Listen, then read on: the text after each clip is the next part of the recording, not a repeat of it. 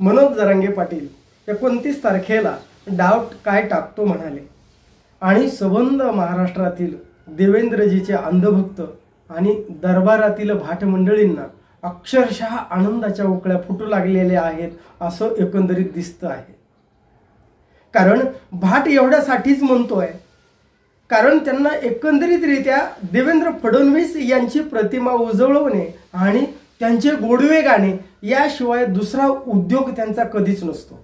ठीक आहे, त्यांनी देवेंद्र फडणवीस यांचे गोडवे गायले जावेत, त्यांच्याकडनं त्यांनी त्यांची प्रतिमा उजळण्यासाठी त्यांचे प्रयत्न करावेत, कुणाची हरकत असण्याचं काहीच गरज नाही। पण हे करण्याकरिता त्यांना आधार घ्यावा लागतो तो इतिहासातील मुख्यमंत्री होऊन गेलेल्या मराठा नेतृत्वाचा। हे चुकीचं आहे आणि या भाट मंडळींचा यांना भाट म्हणण्याचं कारण काय आहे तर भाट एवढ्यासाठीच की कारण ही मंडळी आजकाल बाहेरच्या रॅपरवरनं आतमध्ये माल कोणता आहे ते ओळखता येत नाही बरं का। कदाचित बाहेरचं रॅपर फार आकर्षक असतं, फार सुंदर असतं, पण आतला माल सडका असू शकतो।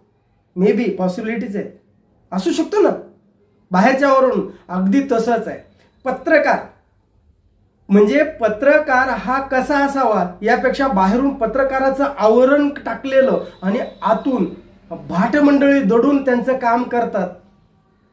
म्हणजे याचा अर्थ मला असंही नाही म्हणायचं की देशातील संबंध पत्रकार मंडळी भाट आहेत, नाही। देशातील पत्रकार मंडळींनी आजही देशाच्या लोकशाहीचा चौथा स्तंभ अगदी त्यांच्या वस्तुनिष्ठतेवर आणि त्यांच्या प्रामाणिकतेवर तोलून धरलेला आहे। पण जी काही ऐतिहासिक राजेशाही दरबारातील भाट मंडळीची वंशज पुढच्या पिढीत आलेली ती जरा जास्तीच्या संख्येमध्ये ही पत्रकाराच्या वर्गामध्ये जरा जास्तीचीच हल्ली दिसू लागलेली आहे, म्हणून त्यांच्या संदर्भात बोलतोय। कारण ही मंडळी त्यांचं एक सिद्धांत मांडतात ते त्यांच्या गोष्टीसाठी आणि ते एवढे ऐतिहासिक संदर्भ देतात ना पाठीमागच्या काळातले। ते म्हणतात बघा, पण एवढं लक्षात ठेवा, ते म्हणाले म्हणजे ते एवढं खरं वाटायला लागतं ना की ते अतिशय उदाहरणं ते त्यावरनं ते म्हणतात इतिहासामध्ये शरद पवार मुख्यमंत्री होऊन गेले, त्यांनी मराठा समाजाला आरक्षण दिलं नाही।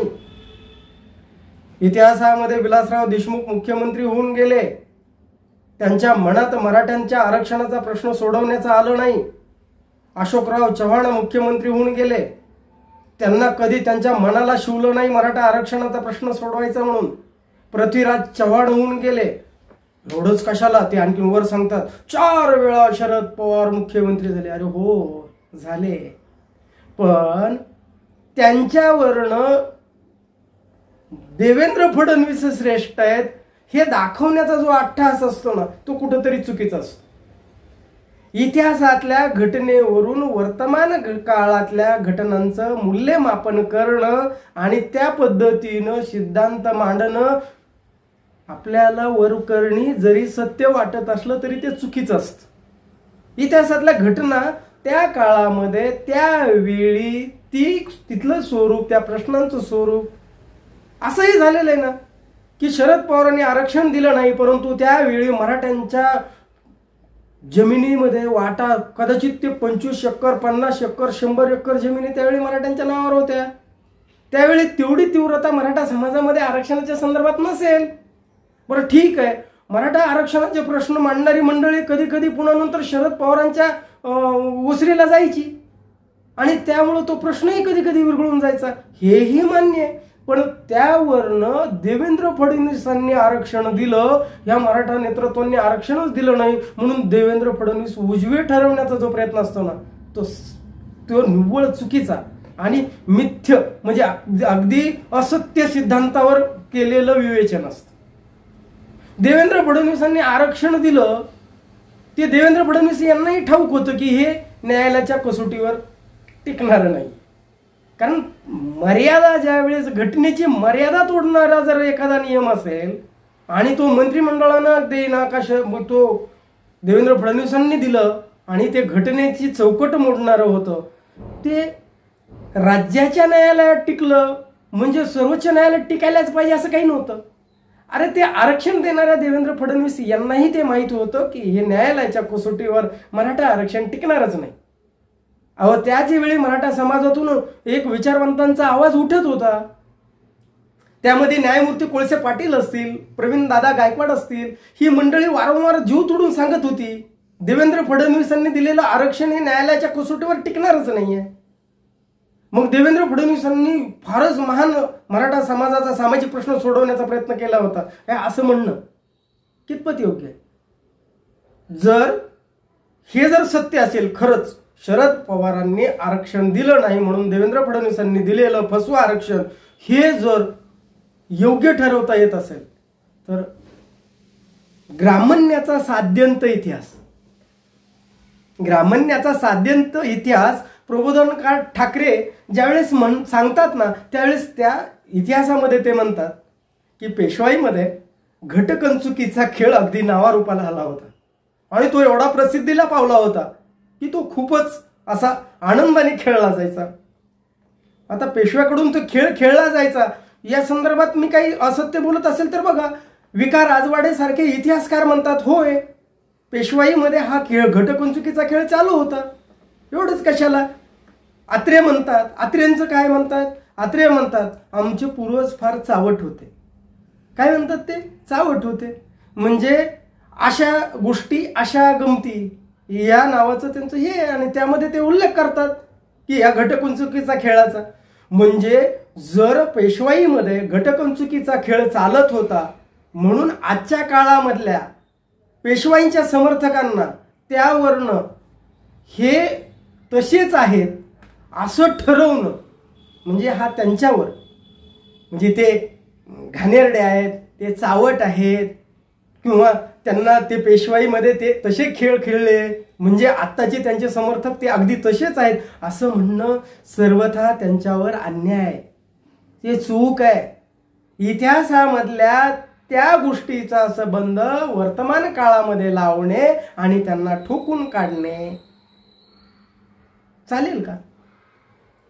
कारण इतिहासातले लोक चुकीचे वागले म्हणून ते आत्ताचे समर्थकही चुकीचेच असू शकतात असं म्हणणं फार सर्वथा चुकीचं आहे ना. म्हणून ह्या भाट मंडळींना एक गोष्ट लक्षात ठेवावी. मनोज जरांगे पाटील यांनी 29 तारखेला डाव टाकतो म्हणाले ना तर तुम्हाला आनंदाच्या उकळ्या का फुटल्यात हे सांगतो.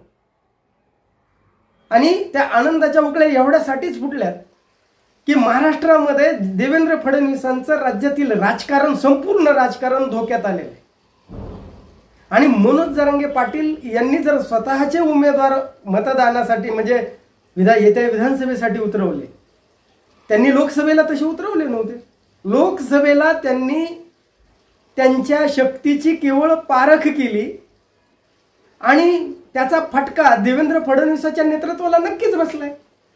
आणि मग तो बसू नये असं वाटत असेल तर या अंधभक्तांना, या भाट मंडळींना एकच देव पाण्यात ठेवून बसलेले की त्यांना असं वाटतं की हे जर जरांगे पाटील यांनी स्वतःचे स्वतंत्र उमेदवार मैदानात उतरवले तर मराठ्याचे 3-3 उमेदवार कदाचित रिंगणात येतील आणि मग ओबीसींच्या बळावर आणि छोट्या छोट्या जातीच्या बळावर देवेंद्र फडणवीसांचं राज्यातील नेतृत्व बळकट होईल. याच्यामध्ये देवेंद्र फडणवीसांनी त्यांचा हा काव आहे आणि जरांगे पाटीलांनी जो टाकला ना ते डाव आहे. हो, डावामध्ये आणि काव्यामध्ये फरक आहे.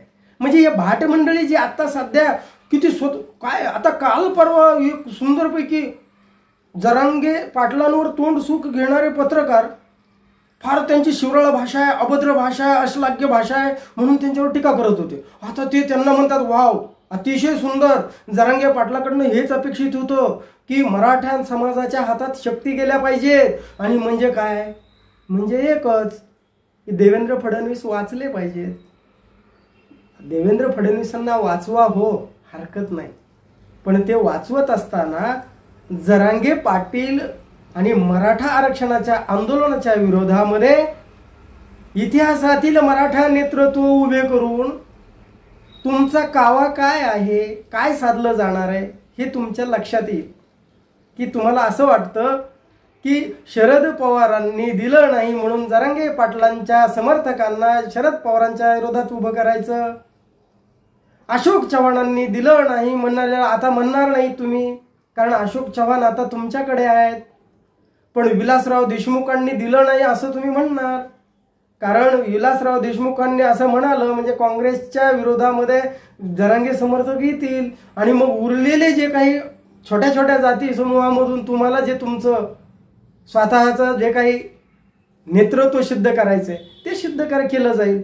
म्हणून पण या भ्रमात राहू नका. जरांगे पाटील जरी डाव टाकतो म्हणाले तरी परिस्थिती अनुरूप भाजपला किंवा फडणवीसांना सोपं जाईल असं राजकारण ते नक्कीच करणार नाहीत.